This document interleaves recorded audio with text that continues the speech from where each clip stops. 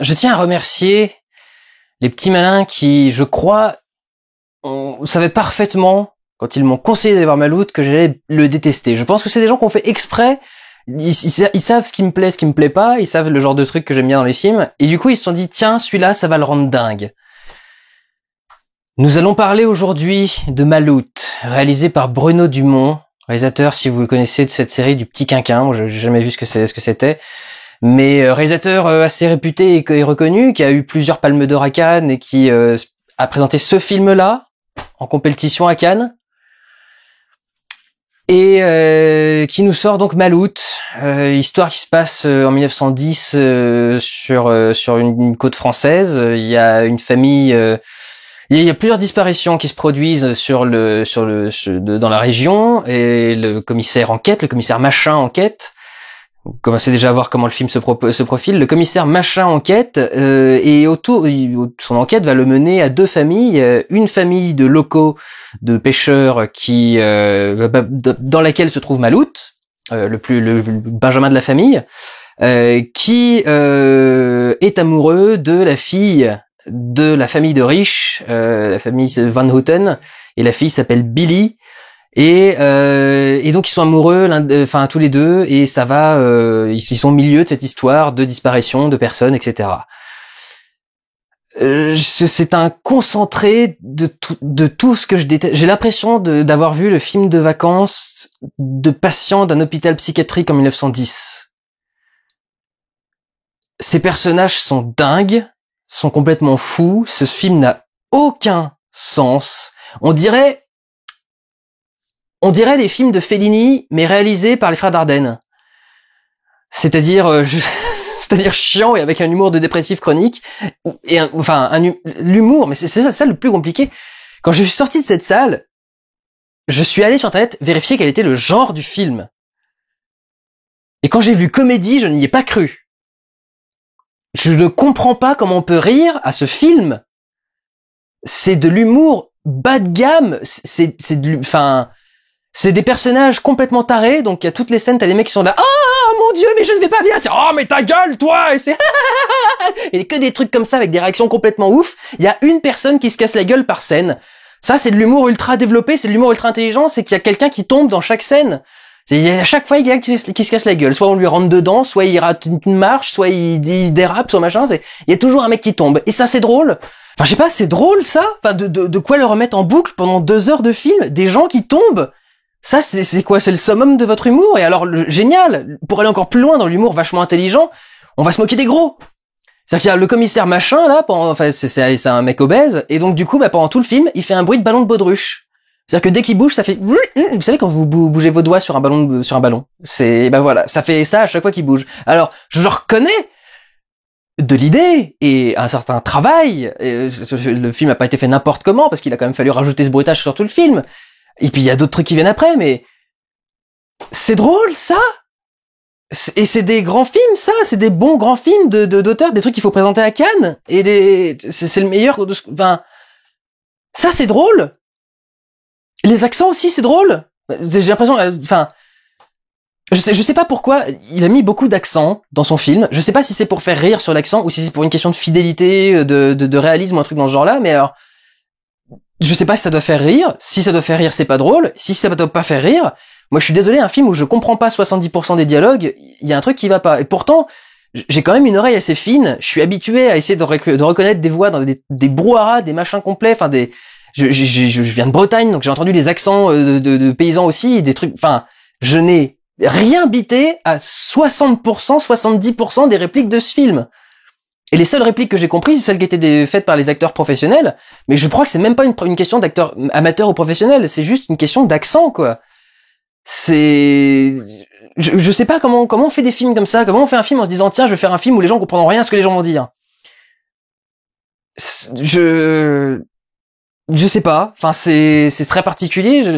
C'est même pas une question de, faut s'ouvrir aux accents ou quoi que ce soit. Il y a des accents qui sont incompréhensibles. Je veux dire, justement, en Bretagne, c'est un truc connu d'avoir la grand-mère ou le grand-père qui soit ne parle que breton, soit parle français avec un accent tel qu'on comprend que dalle à ce qu'ils disent.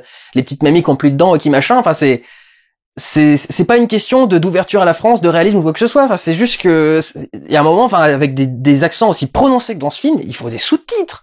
Même les Québécois ont les sous-titres. C'est bien de sous-titrer les Québécois, mais on peut pas sous-titrer les mecs qui sont de je sais pas où c'est, le sud de la France, un truc quelconque, mais c'est un truc absolument dingue. Alors, tant que je suis sur les acteurs, le seul truc intéressant à sortir du film, c'est effectivement les performances des acteurs, y compris les amateurs, mais effectivement, pour ce qui est de Juliette Binoche, de Valérie Bruni-Tedeschi et de Fabrice Lucchini, excusez-moi, un de mes acteurs préférés, c'est son nom que j'oublie le plus, mais ils ont effectivement des performances particulières. Alors, je suis pas fan de ce que fait Binoche, parce que justement, c'est elle qui est dans l'excès à être en des machins, en train de tout le temps hurler. C'est un petit peu chiant au bout d'un moment. Bruni Tedeschi, elle est un peu plus drôle parce qu'elle, pour le coup, elle est très serrée. On sent qu'elle pourrait casser une bouteille entre ses fesses à chaque fois qu'elle est quelque part. Ça marche bien. Et Lucchini, pour une des rares, ça c'est vraiment une qualité, et c'est une des qualités vraies que je vais reconnaître au film, une des rares fois où il a un rôle où il est méconnaissable. Il a tellement retravaillé son accent, sa diction, sa façon de dire les choses que c'est un truc que Bruno Dumont avait dit, je voulais qu'on le reconnaisse pas du premier coup d'œil, malgré le fait que ce soit Lucchini. Pari tenu. Je n'ai pas reconnu Fabrice Lucchini, et effectivement, c'est un des rares personnages qui vraiment m'a fait marrer à certains moments, parce qu'il a pour ses réactions, et puis c'est un personnage qui est plus mesuré que les autres, et finalement, celui-là, pour le coup, me fait un peu plus rire. Il a des réactions qui sont plus, normales, quoi. Quand il voit des gens s'énerver, il est là. Regardez à côté, enfin, et puis il fait très bien le petit garçon battu de 60 ans. Vous savez, c'est un petit regard, là, des hommes qui se font gronder, ou qui vont. c'est un truc particulier, mais bon, voilà, Lucchini, d'accord, ça passe. Pour le reste, qu'est-ce que c'est que ces vieilles oppositions pourries entre la famille de ploucs pauvres, habillés tous en noir ou en bleu marine, et qui agissent comme des barbares, et les aristos qui sont tous habillés de blanc, mais alors qu'ils sont tous décadents parce qu'entre aristos, forcément, ils se reproduisent entre cousins et ça fait des débiles et tout le bordel. Donc c'est, je sais, il y a un truc qui me déplaît profondément dans ce film. Ils essayent tout est fait pour que le film soit bizarre en fait. Donc il y a des moments où il y a des gens qui volent. Comme ça, des gens vont voler. Il y a il y a un personnage qui change. Non, ça c'est autre chose. Mais il y a un décor qui est utilisé. Alors c'est très cool hein, visuellement. Ils utilisent une maison qui s'appelle le Typhonium, qui est une maison qui a été bâtie avec un style égyptien, mais des matériaux français, donc du béton et de la pierre. Et mais malgré tout, ça ressemble à un truc égyptien. Et c'est vrai que ce truc égyptien au milieu de la côte française, il grille en plus, donc pas vraiment égyptien. C'est très bizarre. Donc oui, effectivement, ça crée un truc étrange, un truc bizarre, mais qu'est-ce qu'on doit tirer de ce film? Qu'est-ce qui est drôle dans ce film? Alors c'est ça doit être une comédie. Qu'est-ce qui est drôle dans ce film? Les personnages qui passent leur temps à répéter la même chose. Ah, c'est beau ce marin. Tu vois, ce marin, je fais Lucchini, hein. Tu vois, il est beau ce marin. Ce marin représente la beauté. Qu'est-ce qu'il est beau, qu'est-ce qu'il est. Mais arrêtez d'embêter le marin, il est beau. Mais c'est pas drôle! Putain! Du comique de répétition, des gros qui tombent, se moquer des gros, faire tomber des gens, c'est ça un grand humour, des trucs vachement développés, bordel de merde! C'est pour des gosses qu'on fait ces blagues-là quand même à la base. Alors pour rendre le truc encore plus bizarre, il y a un personnage dont on sait pas si c'est un garçon ou une fille. C'est le personnage de Billy finalement, donc c'est un nom qui pourrait être pour les deux sexes. Elle s'habille avec les deux styles. Et quand elle ou il est toute nue, on sait pas vraiment où aller chercher. Et alors du coup, j'ai regardé vite fait, je me suis renseigné un dossier de presse, tout ce qui s'ensuit. Elle est censée être androgyne. Alors oui, ça marche bien, mais si ça doit être utilisé dans le film, c'est pas vraiment fait comme. Je sais pas ce que ça doit apporter, je sais pas pourquoi c'est dedans. Je sais pas si ça doit apporter un élément comique en plus. Est-ce que c'est censé être comique qu'on sache jamais si c'est un garçon ou une fille? C'est plutôt, enfin quand c'est vraiment abordé dans le film, ça devient d'un coup très grave et c'est pas très très fun. J'ai pas compris tout ce qui entourait cette histoire du personnage de Billy. Je sais vraiment pas quel est le trip. En plus, alors c'est pas, alors c'est beaucoup de répétitions, beaucoup de vide aussi. Donc je vous dis, les personnages qui vont faire, comme il est beau, ce marin, le marin c'est beau, le marin c'est la beauté, le marin machin. Là je vous le dis en plusieurs fois très rapidement, mais le truc c'est qu'en plus il y a beaucoup de vide. Donc eux ils mettent 25 minutes à le dire. Évidemment que le film fait 2 heures quand on arrive à ce moment-là. Sauf que, désolé, mais un film de 2 heures qui fait pas rire, au bout d'un moment, c'est un peu chiant. C'est la première fois, depuis, je pense, une dizaine d'années, que j'ai regardé l'heure pendant un film au cinéma. Au milieu du film. J'en étais persuadé, j'ai sorti mon truc, je suis sûr que j'en suis à peine à la moitié. J'ai regardé l'heure, je fais, eh oui, moitié pile poil. Je le sentais. C'est vraiment ce genre de film qui me débecte. Je comprends pas qu'est-ce qu'il peut y avoir d'attirant là-dedans. Et vraiment, pour le coup, s'il y en a qui regardent, qui ont kiffé le film, au lieu de m'insulter, comme d'habitude, expliquez-moi. Dites-moi ce que vous ressortez de ce film. Quelle scène vous a plu? Qu'est-ce qui vous a fait rire? Qu'est-ce qui vous a parlé? Qu'est-ce qui vous a marqué? Qu'est-ce que vous trouvez d'intéressant là-dedans? Vraiment, je veux pas que vous m'engueuliez, je veux pas que vous me disiez, mais t'es con, machin. Donnez-moi votre ressenti. Je veux que vous m'expliquiez ce qu'on ressent devant ce film pour l'apprécier. Comment est-ce qu'on peut regarder ce film en l'appréciant? Il faut que vous m'expliquiez ce que vous ressentez quand vous regardez ces images-là. Qu'est-ce qui vous parle? Moi, je comprends pas.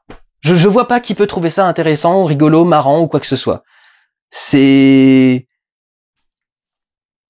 aberrant. Enfin, pourquoi ce film a été fait? Quel est le but? Enfin, et en plus, le mec a dit qu'il a fait exprès de vachement, Bruno Dumont, pardon, le mec c'est un peu méprisant. Bruno Dumont dit qu'il a passé des mois et des mois à essayer de trouver le truc, il voulait absolument partir dans la comédie, et puis il voulait chercher le truc, et puis il a fait beaucoup de recherches sur une région particulière, qui est la région d'où il vient, il a regardé des cartes postales pour trouver son histoire et tout le bordel. Et t'en viens où avec tout ça? C'est quoi le truc? Si c'est juste censé être une comédie, c'est pas drôle. Et tout le côté space, alors l'explication des disparitions par exemple, tout ce qui entoure Billy, les personnages qui volent et d'autres choses, le commissaire machin, vous verrez aussi, il lui arrive des trucs vers la fin. Je vois pas, je comprends pas. C'est des films du coup où il y a pas de conséquences parce que des gens qui ont vécu des trucs graves finalement n'en veulent pas, ceux qui leur ont fait vivre, alors que dans n'importe quel monde réel ça se passerait pas vraiment comme ça, surtout avec les problèmes de statut et de classe qu'il y a entre les deux. Et qu'est-ce que ça apporte de ressortir ce vieux cliché des aristos pourris de l'intérieur parce qu'ils baisent entre eux et des pauvres enfin des pêcheurs qui font de la pêche à la moule, qui font traverser des gens simplement et de jouer sur ce côté bizarre. Je peux pas vous expliquer sinon je vous spoil un peu le truc, mais en plus c'est raconté très vite dans le film, ce mystère-là est très vite levé, donc il y a même plus ça pour tenir en haleine, et au bout d'un moment c'est vraiment juste bon, c'est quoi la prochaine scène? Parce que c'est même pas qu'est-ce qui va se passer, quel est l'enjeu, quel est machin, c'est non, quelle est la prochaine scène, parce que je m'en fous, rien n'est important, ça n'a de conséquences, je suis pas dans le film.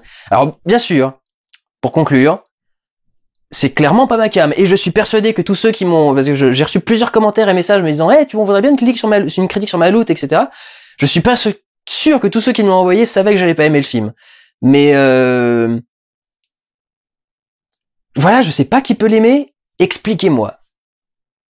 Et vraiment, si vous êtes quelqu'un qui l'a aimé, pas quelqu'un qui veut juste me faire chier quelque chose, finalement que ça serve à tout le monde, vous voyez, que ça serve autant à moi qu'à vous, expliquez-moi ce que vous ressentez devant ce film pour que ça vous parle. Je dis pas que je vous répondrai, parce que je suis très occupé en ce moment et je peux pas répondre à tout le monde dans les commentaires, mais je pourrais au moins les lire et essayer de comprendre, peut-être que pour un prochain film ça pourra m'aider, mais là je vois pas. Vraiment, je vois pas. Pour moi, c'est abyssal, cinématographiquement abyssal. Les acteurs ont dû se marrer, hein. Et le réalisateur aussi, mais pour le spectateur, je comprends pas. Et on sent cette espèce d'envie d'évoquer le cinéma italien et ces espèces de grands films qui effectivement finissaient dans une espèce de joyeux bordel organisé, c'est un peu pareil, là, à la fin, ça se finit sur la plage avec plein de gens qui courent, les bras en l'air, en faisant des trucs, enfin, je vois très bien les échos que ça essaie de faire, mais ça échoue. Enfin, je comprends pas, enfin, dans ces films-là, dans les films italiens, justement, il y a ce travail de chercher de la chaleur en toutes circonstances, presque. C'est un peuple qui est beaucoup plus fun et chaleureux que nous, donc là, je vois pas l'intérêt de ce film et je comprends pas qu'on en parle. Il a déjà fait 300 et quelques mille entrées, je comprends même pas. En plus, avec 2 heures, ça dit le bouche à oreille a pas l'air bon parce que dès la semaine d'après, il y a une chute de 60 et quelques %, mais